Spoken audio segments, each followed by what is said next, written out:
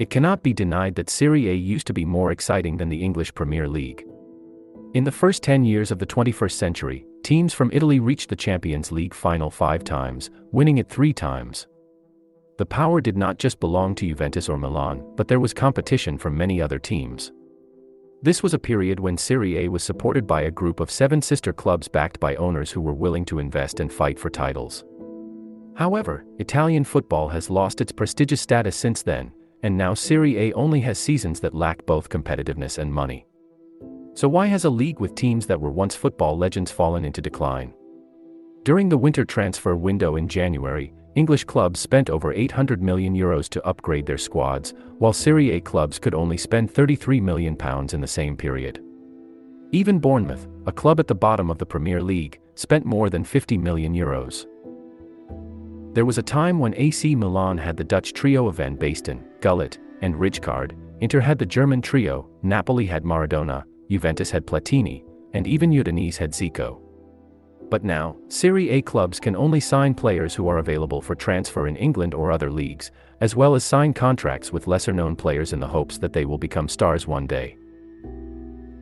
However, just last year, everything was not as gloomy as it is now for Juventus during the winter transfer season, as they spent over £80 million to bring in Dusan Vlahovic to Fiorentina. But things have gotten much worse this year, with a league that can only spend just over €30 million on purchases, making it difficult to maintain competitiveness with other top leagues. Part of the reason for this may be because Juventus, the flagship team of Serie A for many years, is currently in crisis. Recently, the club was accused of fraud in the transfer market by the Italian Football Federation, and a number of high-level personnel have resigned, pushing the team into a legal battle that is expected to last for some time. The deduction of 15 points from Juventus is just the beginning. These events remind us of the Calciopoli scandal of 2006, which had a significant impact on Italian football, including Inter Milan winning the Champions League championship in 2010. Until now, no team has been able to win the highest European title anymore. The only bright spot in Italian football is the Euro 2020 title, but immediately afterwards, they failed to qualify for the 2022 World Cup. From 2010 to 2018, Juventus was the most successful team in the country, both domestically and in Europe. During that time, the club's home stadium was expanded, generating more revenue and creating a strong brand image.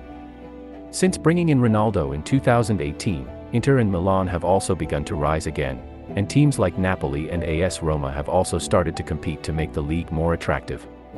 Napoli is now closer than ever to their first Scudetto title in the 21st century, and their first Silver Cup in 33 years, which shows that the attractiveness of this league will be great if clubs invest in it correctly.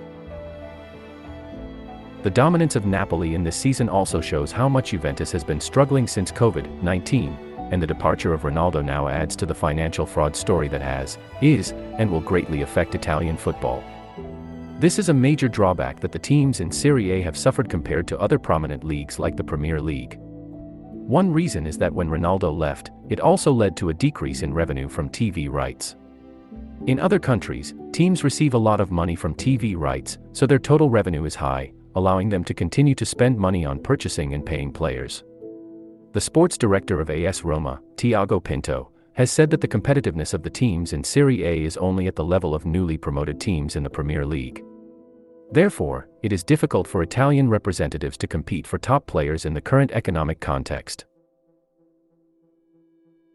UEFA's new financial fair play regulations introduced in 2022 have an important point that club spending cannot exceed 70% of their income, which may increase in the coming years, including salary costs, transfer fees, and contract renewal fees.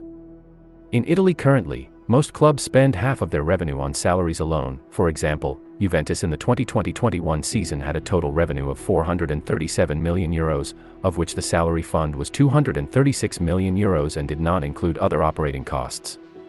Therefore, many teams will have to significantly cut their budgets to comply with the new regulations and ensure participation in the European Cup. Many sports newspapers criticize UEFA for protecting the wealthy teams in England without encouraging development in other leagues. They believe this will be a disaster for the Italians. Only Milan and Atlanta have complied with the regulation, with AC Milan having a salary fund of €51 million thanks to their youth policy. While returning to the Champions League and signing new sponsorship deals, AC Milan's revenue reached €216 million in the 2020-2021 season. Meanwhile, an article in the Gazzetta dello Sport mocked the financial gap between Atlanta and Paris Saint-Germain, with the entire Atlanta team receiving €16 million, while Neymar alone earns €36 million. Looking at the Serie A club salary budgets, we see that the numbers have not decreased, but increased compared to the 2020-21 season.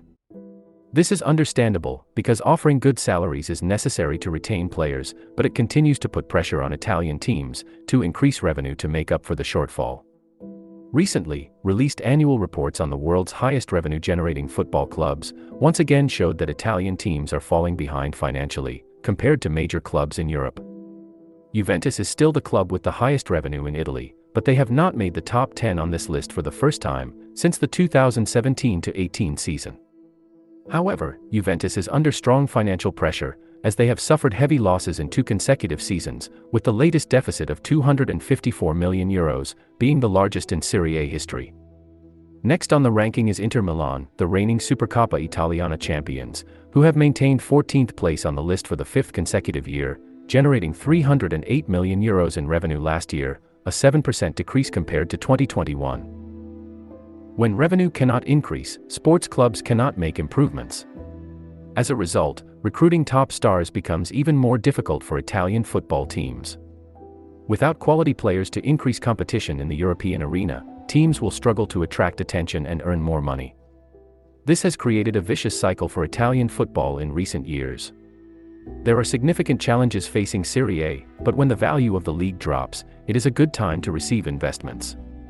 The world's oldest financial services company, JP Morgan Chase, has written a letter to the Italian Football Federation expressing preliminary interest in supporting the development of Serie A's media business.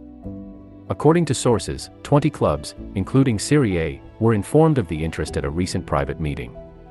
JP Morgan is expected to provide between €700 million and €1 billion to support the league, and Serie A officials are considering the possibility. In 2021, JP Morgan supported teams interested in establishing the Super League. However, the league collapsed due to opposition from fans and politicians across Europe.